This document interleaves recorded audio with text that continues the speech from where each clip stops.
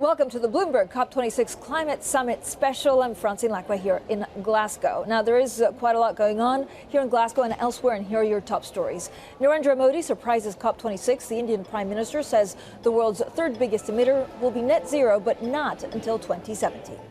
Brazil's climate turnaround. Well, the South American nation says it will sign the global pledge to cut methane emissions. And this hour, we also discuss green finance and ESG with Deutsche Bank's Tina Lee. You can send in your questions on IB Plus TV Go. So on the agenda at COP tomorrow, finance. Back in April, 43 banks formed the Net Zero Banking Alliance. Among them was Deutsche Bank. Well, with me to discuss all of this is Deutsche Bank's goals and objectives is UK and Ireland Chief Executive Tina Lee. Tina, thank you so much for joining us. We're both here in Glasgow. We're in different parts of the city, but we focus a lot on finance tomorrow. And I guess my question is, how do you measure some of the things that's in your books? How do you measure CO2 emissions in your trading books? So it's something that we have really started to focus on over the last year or so. So we're looking to assess all our portfolio emissions. It's something that we're aiming to be able to publish by the end of 2022. So it's really all about monitoring and measuring our emissions and also really being able to assess the climate risk that is in our portfolio. So we've really started to see climate risk becoming a key prudential risk as identified by our regulators. So we look to publish our carbon footprint of our €440 billion loan portfolio by the end of next year, our green asset ratio as well as obviously participating in the climate change stress tests. So I think there's going to be a lot more public information out there in relation to Deutsche Bank in the next year or so, along with many of our other peers. Tina, DWS is, of course, facing some probes on greenwashing. What needs to happen in the asset management world and in finance for investors to be confident that, there's no greenwashing? So I think greenwashing is absolutely a topic that the industry has to take incredibly seriously. I think it really goes to the heart of maintaining the integrity of all ESG activity and making sure that it's safeguarded. So, at Deutsche Bank, we make sure and we try to ensure that really all our policies and our guidance is overseen by our group sustainability office.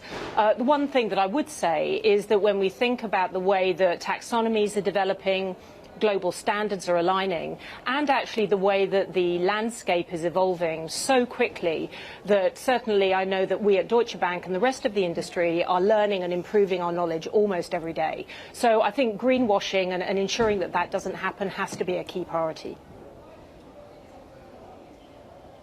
Tina, what's your green offering looking like actually in the UK? Is it green bonds? Is it other initiatives? What's Deutsche Bank looking at? So, green finance, I think it really will go to the heart of everything that we're doing. ESG isn't something now that is to the sideline. For us, it's really front and centre of our strategy. So, yes, I think green bonds will continue to be a key area of finance for us. We've already lead managed 4 out of the 6 largest ESG issues this quarter. But it's also about really ensuring that we can help our clients transition effectively to a net zero world. So whether that be in terms of financing renewable energy projects or whether it be advising clients on how they themselves can actually transition to net zero, I think there's lots of opportunity for making sure that that green finance actually happens as fast as possible. The UK, the EU, all offering actually differing taxonomies. How helpful is that? And what do we need to do to have a global standard? So I think taxonomies are really important, and I think it really does go to the heart of the integrity of the system. So certainly I think we welcome the news and the progress that the EU has made with regard to developing its own taxonomy.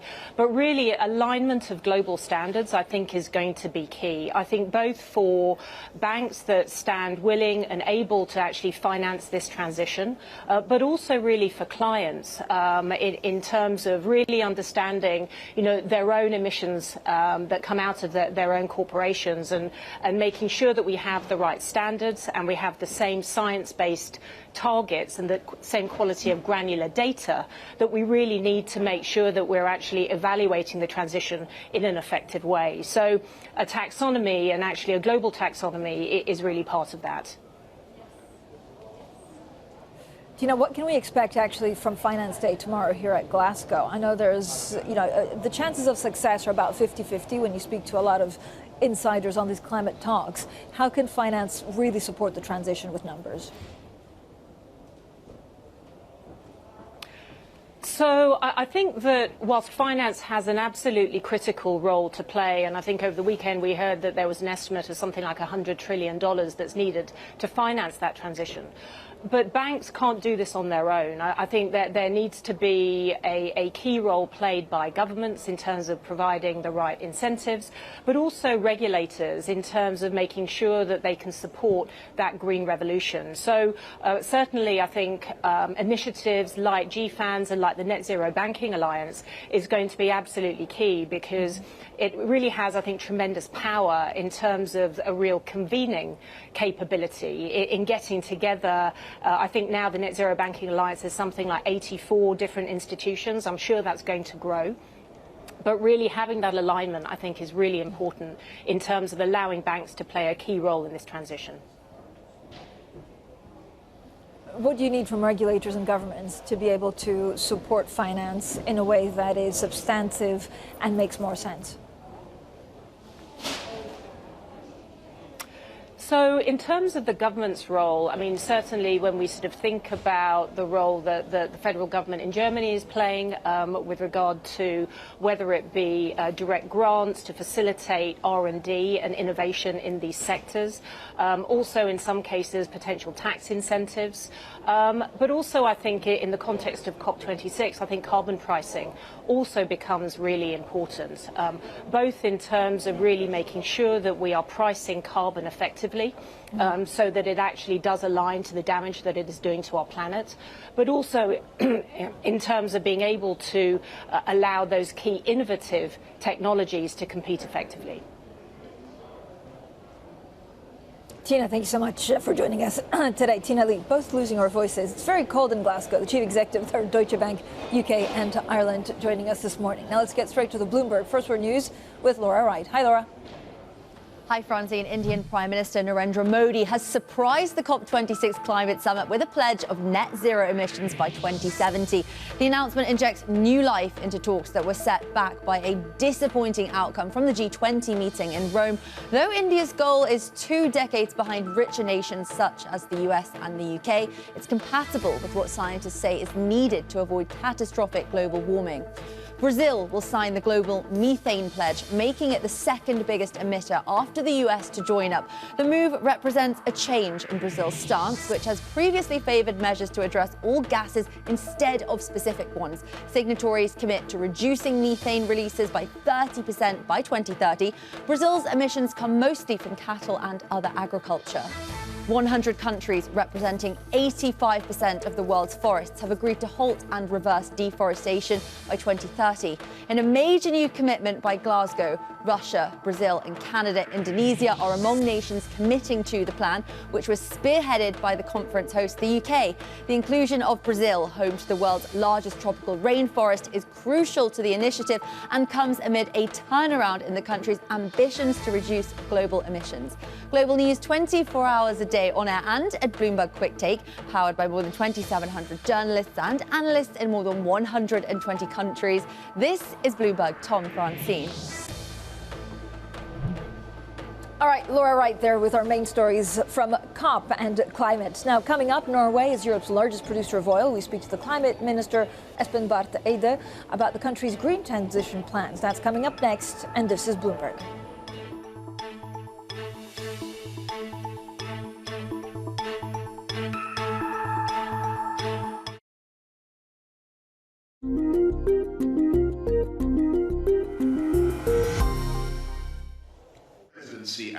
And pre-presidency. And I think that we've got to do it. We've got to help people to adapt. We've got to mitigate, but above all, we've got to change the numbers. We've got to bend the curve. We've got to stop this remorseless increase in CO2, because there are people around this room whose populations, vulnerable populations who have done nothing to deserve it, will be in the front line. Well, welcome back to our climate special from Glasgow, COP26, day 2, and you're hearing there from Boris Johnson, also the host, of course, of this COP26. And he's talking about some of the pledges. Yesterday, we had a pretty impassioned speech, I have to say, from a lot of world leaders. Some of them were really also heartbreaking stories about some of the smaller countries being submerged in water. And then we caught up also with a lot of chief executives and a lot of the leaders of bigger countries that say, it was quite emotional, and it kind of really brought home what we're dealing with.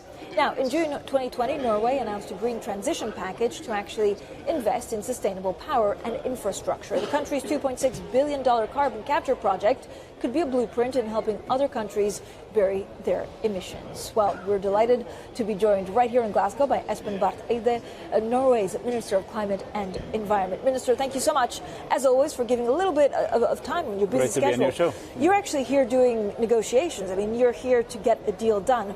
How difficult is it for your country to be seen as climate change when you're so dependent on oil? Well, I think it makes it even more important that we are very up front and center on working on climate change, because we actually want the business model that we've been living through to change. We want the fossil-free world. We recognize that the world's energy systems are still predominantly fossil, but we want to contribute to the change to make them renewable, but also make sure that we can use renewables for everything. Electric cars, electric buses, planes, ships, but also other alternative fuels that can, help in industry and so on. So we believe that, precisely because we are an oil-dependent country, we need to take a lead on this climate agenda as well. But how can actually we have some of the commitments if you continue drilling oil? And I know the transition takes time. Yeah. But are there, behind closed doors, do you get a lot of these tough questions? Not really, because if we were one of those petroleum countries that try to slow down this process, right, we would very correctly be criticized, and we should have been. But on the contrary, we actually want this process to go faster, because we think that we can play a role also in that future renewable, circular, sustainable economy. And we're also thinking very actively back home about how we transition from oil and gas into this renewable future. So what we want for the world is we want to ourselves. But so far, people are still buying the product. And the problem is on the demand side, that we have to change our demand for oil, gas and coal. Minister, will there actually be a mandate for the Sovereign Wealth Fund to be net zero? So our Sovereign Wealth Fund is the largest in the world. It's really a really big investor. And we want this also to be the leading fund in the world for taking climate risk and for thinking about how do we align with the Paris Agreement. That means going net zero in all its investments. Of course, all the 9,000 or whatever number of companies it owns cannot be net zero tomorrow, but they need credible strategies to get there, so that the fund, which is meant for eternity, has to be invested in such a way that it doesn't mess up with eternity. And if we continue on this path, we don't know if eternity exists, because we are undermining life on the planet. But is this actually mandated? And again, is it a scope? When can we see them reach a scope 3? Because this is really a linchpin of all this strategy. So we'll be working on the details of this. But we want, what we have said as a very new government, remember we came in only 2.5 weeks ago, so what we said in the campaign and what we have reconfirmed in our government platform is we want the fund to be the leading actor in responsible financing, also thinking about the Paris commitments and net zero. Exactly how we do that has to be detailed, because this is a big serious issue. It's a lot of money. But the idea is to go for an investment strategy that prioritizes and emphasizes companies that has a net zero ambition. And Minister, as always, the devil's in the details. So do you think they will be part of the Net Zero Alliance? So I think that's a very interesting conversation that we already had with Patricia Espinosa and with other people engaged there. We will draw that conclusion in Parliament when we have been through it. But I think the Net Zero Alliance is a very positive move, because I think the more institutional investors, funds, banks, insurance companies, you name it, private and public, that actually go in that direction, that changes the world, because that makes more money available for all the new stuff. and less money available for all the grey and brown stuff that we used to do. I mean, if you look at some of the other countries, do you think they'll be swayed by what Norway is doing? So, will other oil-rich countries look at Norway and say, well, if they can do it, I can do it too? Well, I mean, I think we matter because we are on the world scale, we're not a very big producer of oil.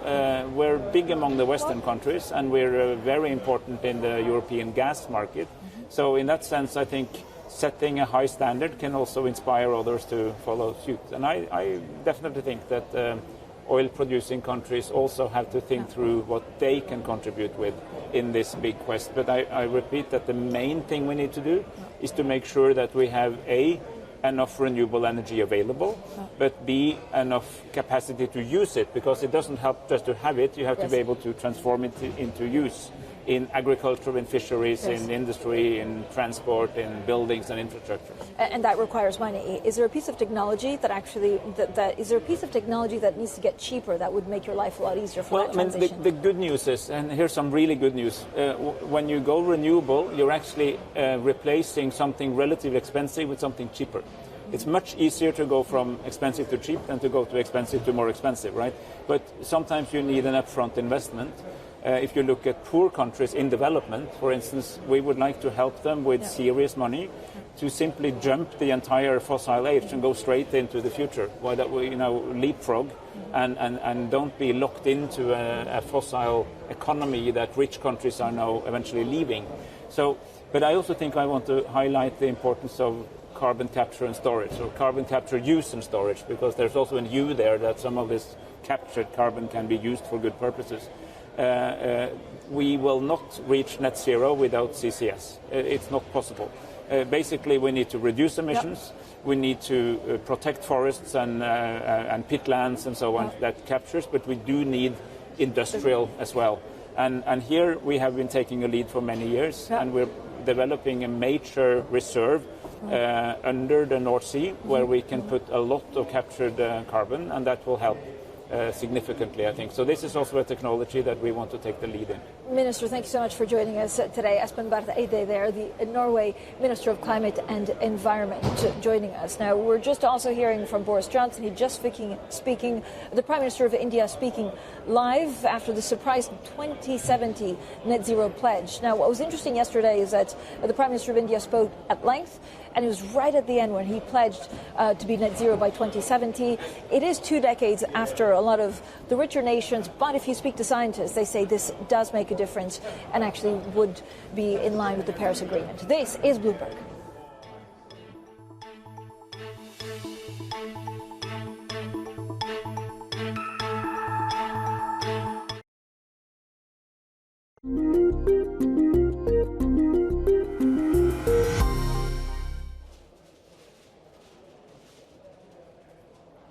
Welcome back to the Bloomberg COP26 Climate Summit special show. I'm Francine Lacqua here in Glasgow. So the EU Council President Charles Michel says leaders at COP26 must work together to combat climate change. Well, he spoke to Bloomberg's Maria Tadeo about the chances of a significant breakthrough. We need to act now, immediately. 2 years ago, we took an important decision in Europe. We decided to make Europe the first neutral continent by 2050. We decided also to strengthen our goal for 2030, and we have put in place a package with concrete measures, and we are negotiating with all the member states in order to decide. But of course, it will work only if all the world, if all the countries, if the private companies, if we are all in the same boat, following the same direction. And is that your message to China, Russia, I guess also President Bolsonaro in Brazil, that they need to do more? Yes, and yesterday we were together in the G20, and this was also an important moment in order to try to convince more countries in the world to play a strong role. Of course, we understand very well that we need to take into account the starting point. There are different situations in the different countries in the world, but it's important to decide, to have very clear, ambitious goals, Point one and point two, it's also important the tools, financing and carbon pricing. I think that those tools are the most effective. And you mentioned such a great point, which is the carbon pricing. There is, of course, expectations or hopes that by the end of COP, we're going to get something like an ETS, but global. Yeah. Are you confident that's going to happen? It would be a real change. I know that sometimes we have the impression that everything is blocked, but sometimes you can also observe that it's possible to accelerate, to have more political will. And indeed, with our experience in Europe, we have put in place for many years an ETS system. It works. Well, that was the EU Council President Charles Michel speaking to our Maria Tadeo. Now let's get more on methane. A lot to blame for the climate problem goes to the burning of fossil fuels, which of course adds carbon dioxide to the atmosphere. Now, carbon dioxide is only half the problem. As the world heads towards zeroing out all of the impact of greenhouse gases, attention will have to be given to all gases, especially methane. Well, Bloomberg's Zachary Mider explains. If you think about the fossil fuels that are down in the ground, one of the main ones is actually methane. And what we refer to as natural gas is essentially a combination of gases that come up from the ground that are mostly methane, with a few other gases thrown in there. Methane is a super powerful greenhouse gas. It has about 80 times the global warming potential of carbon dioxide over a 20-year period. And scientists think that about a quarter of all the human-caused warming that we've experienced to date is because of methane emissions by humans. We do a lot of different things to put methane in the atmosphere. Raising livestock is a big contributor. Growing rice is another one. Landfills, sewage, there's all different kinds of things. And then, of course, oil and gas. Bloomberg's Zachary Mider there explaining why methane is harmful for the environment. And of course, the other big news that we had over the last 24 hours is that we're expecting 90 countries to sign up to this EU-US proposal on methane. More from COP26 throughout the day.